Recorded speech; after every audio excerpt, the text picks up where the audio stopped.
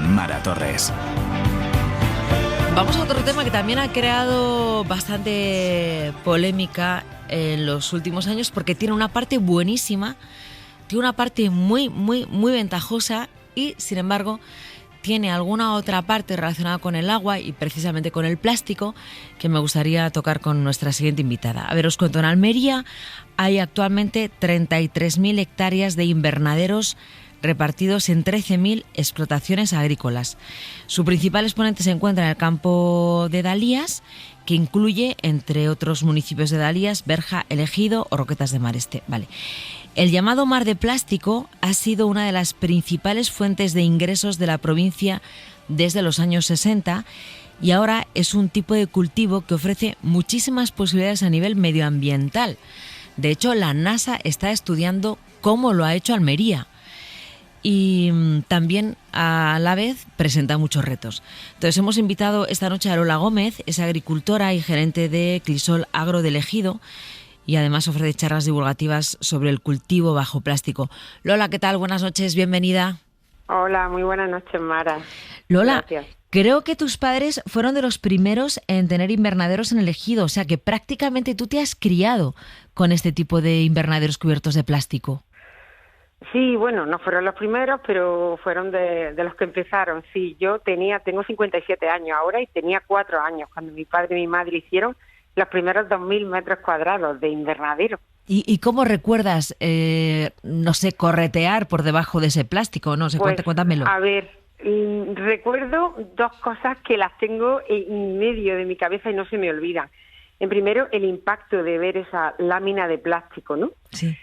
Porque claro, era algo que se empezaba y nunca lo habíamos visto. Pero sobre todo lo que más recuerdo, porque ya hasta los 6 años no entré en lo que se llamaba antes párvulos, y empecé a andar en los setos, lo que teníamos antes de los invernaderos. Como tenemos tanto viento en Almería, por eso empezamos con el invernadero.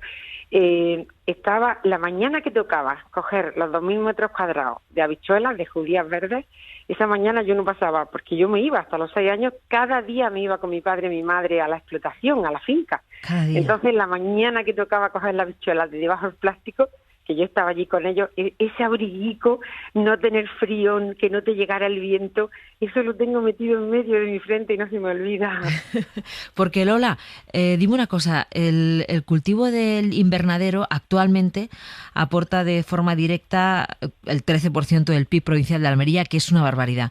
Pero ¿es verdad que hace 60 años, cuando arrancamos del invernadero bajo plástico, fue una manera de supervivencia de los agricultores?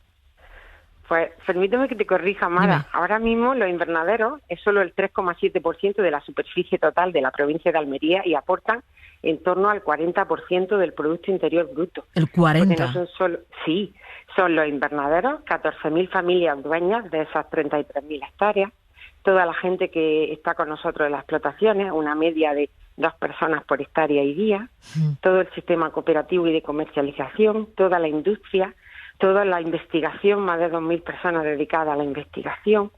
Al final es una agricultura que ha generado un sistema productivo local, una economía de escala, y que se empezó, contestando a tu pregunta, Sí. Los invernaderos se empezaron a hacer porque el viento no nos dejaba vivir. Nosotros tenemos entre 80 y 100 días de viento que supera los 50, 60, hasta 100 kilómetros por hora, y cuando llegaba ese viento, con 3 o 4 horas de viento era suficiente para que los agricultores se quedaran mirando, y el nivel de vida era muy bajo en los años, estoy hablando de los años 60 Sí. y los 70. La gente se le ocurrió empezar a poner plástico en medio de enrejados de alambre para parar el viento. Luego se dieron cuenta que el plástico ahora tiene muchas propiedades y muchas características, pero hace 50 y 60 años solo aguantaba el calor por la noche, ese calorcito que entra durante el día, esa luz infrarroja. Pues los cuerpos que hay dentro del invernadero no pierden el calor como al aire libre. Si tenemos en la calle 7 grados, que esas son las mínimas en el poniente almeriense, en El Ejido y donde yo vivo en Valerma, dentro del invernadero no baja de 11 o 12. Claro, son es 3-4 grados más de calorcito para la planta. Entonces Claro, la gente claro. se dio cuenta Eso es lo que llaman efecto albedo. El efecto albedo es otra cosa. Vamos a ver. Es que esas 3.300 horas de sol en los meses de invierno son maravillosas, pero cuando empieza a llegar la primavera y el verano, pues evidentemente, aunque nuestros plásticos, la mitad de la luz entra como nublada, difusa, para que el sol no queme las plantas, pero eso en verano no es suficiente y en primavera. Entonces, hace casi 50 años que los agricultores lo que empezamos a hacer es, igual que se hace con las casas en Andalucía, blanquearlas para que estén fresquitas en verano. Se encalan, claro. Pues empezamos con una cal especial para el plástico que se llama Blanco de España a blanquear los invernaderos. Entonces, cada año las 33.000 hectáreas se blanquean en el mes de febrero-marzo y en septiembre-octubre se quita el blanqueo. ¿Eso qué ha provocado? Pues vamos a ver. Cuando nosotros tenemos una superficie blanca, el rayo de sol que llega a esa superficie blanca, casi el 70% de la luz y del calor, es como un espejo, se refleja y se devuelve a la atmósfera. Sí. Entonces, ¿qué ha pasado? Pues que son 33.000 hectáreas que durante los 6-7 meses que más se calienta una determinada comarca, estamos reflejando ese calor hacia la atmósfera.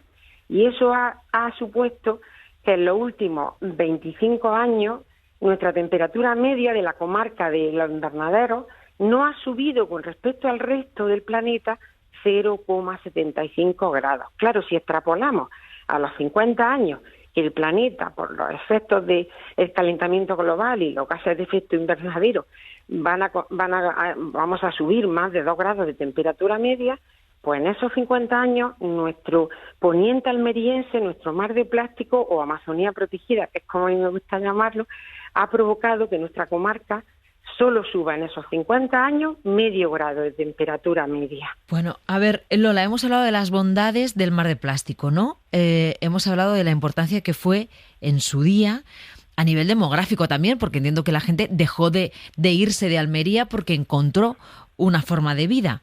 Pero vamos a la parte negativa, que son esos estigmas que siempre acompañan a los invernaderos de Almería, que agotáis el agua de Almería, que se utilizan muchos productos químicos. O sea, frente a eso, ¿qué? Es que es muy curioso. ¿Sabes cuál es el problema que tenemos? Que llevamos 60 años bajo plástico. Los primeros 40 fueron para conseguir vivir dignamente de nuestra agricultura. Y los últimos 20 han sido para hacer un cambio total en las técnicas, en los materiales, en las variedades, en todo. Pero solo lo hemos hecho, no lo hemos contado. Ah, pues cuenta. Lo de que gastáis el agua, Lola. Que agotáis el agua de Almería. Cuéntame en qué os habéis reconvertido. Estamos en la provincia que menos llueve de España. Estamos en la única zona que no tiene restricciones. Ya quisiera el resto de España haber hecho la gestión de la demanda del agua que hemos hecho nosotros lo último desde el año 81 que pusimos los riegos por goteo. Actualmente el 80% de las fincas tiene ordenadores para regar. Todo el mundo tiene arena encima de la tierra para que no se evapore el agua. Todo el mundo riega por goteo. El 10% de las fincas, como en mi caso, cultivamos sin suelo, que nos permite recircular todo el agua. Yo siempre me pregunto, una España tan seca como la que tenemos, ¿por qué todo el mundo habla de problemas de agua y nadie habla de la frase riego por goteo? Si el resto de España estuviera en riego por goteo, otro gallo nos cantaría. Sin embargo, ni siquiera se habla. Entonces, nosotros, solo te voy a dar un dato. Cuando utilizamos cada litro de agua y cada metro cuadrado de tierra bajo plástico, supone entre 15 y 22 veces más producción de alimentos, en este caso de hortalizas, que un litro de agua y un metro cuadrado de tierra al aire libre. Tiene que haber de todo, pero por favor que se empiece a hablar ya de riego por goteo, incluso en la agricultura al aire libre. Vale, otro tema, Lola. ¿Sí? ¿Qué hacéis con el plástico luego? Que eso también, pues mira, produce mucha polémica. Y mucha polémica porque además yo siempre digo que se ve mucho, ¿no? Nosotros en los primeros años evidentemente ni reciclaje ni nada. Hace 50 o 60 años, ¿qué industria tenía normas? ¿Cuánto no contaminaba cualquier industria? Bien, nosotros llevamos pues casi 40 años reciclando el plástico. El plástico de cubierta, que lo tenemos que cambiar cada 3 años, porque el sol le quita todas las propiedades y lo degrada y se rompe.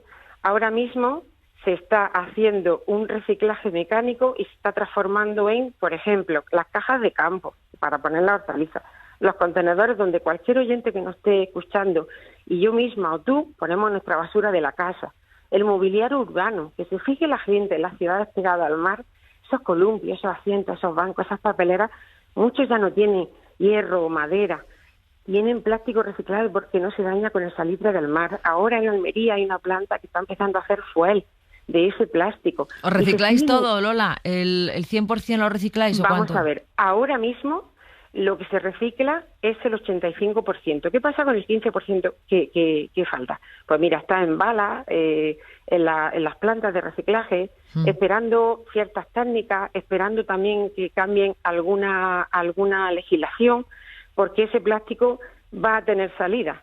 Pero ahora mismo, evidentemente, hay que tener en cuenta que hemos estado muchos años en los que no solo el plástico agrícola, es que parece que la contaminación del planeta la han provocado los invernaderos.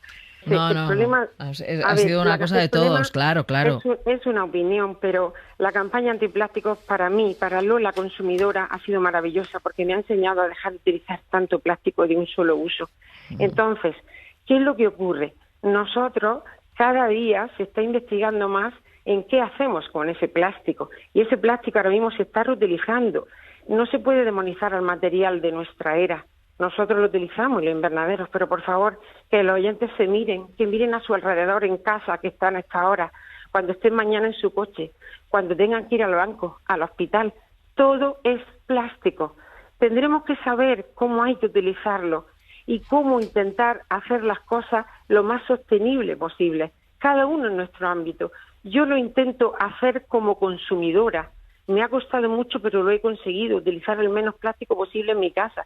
Pero como agricultora estoy muy orgullosa de cómo hemos utilizado ese material, porque yo soy hija de una generación que quedaron aquí 4, que fueron los que se le ocurrió empezar a hacer invernaderos. Los demás se viven o se han muerto en Cataluña, en Alemania o en Francia, porque Almería antes era un desierto. Lola, ha sido un gusto tenerte esta noche aquí en El Faro para que nos lo explicaras todo con tanto detalle. Es que me quedo sin tiempo. Muy bien, pues de verdad agradecidísima y enhorabuena por ese Onda y que sepáis que tenéis a una asidua oyente. Cuando no puedo por hora, después los podcasts maravillosos que nos permiten volver a oíros. Qué bien, Lola. Un beso muy fuerte, muchas gracias. Buenas noches. Un beso, Mara, Chao. gracias, adiós.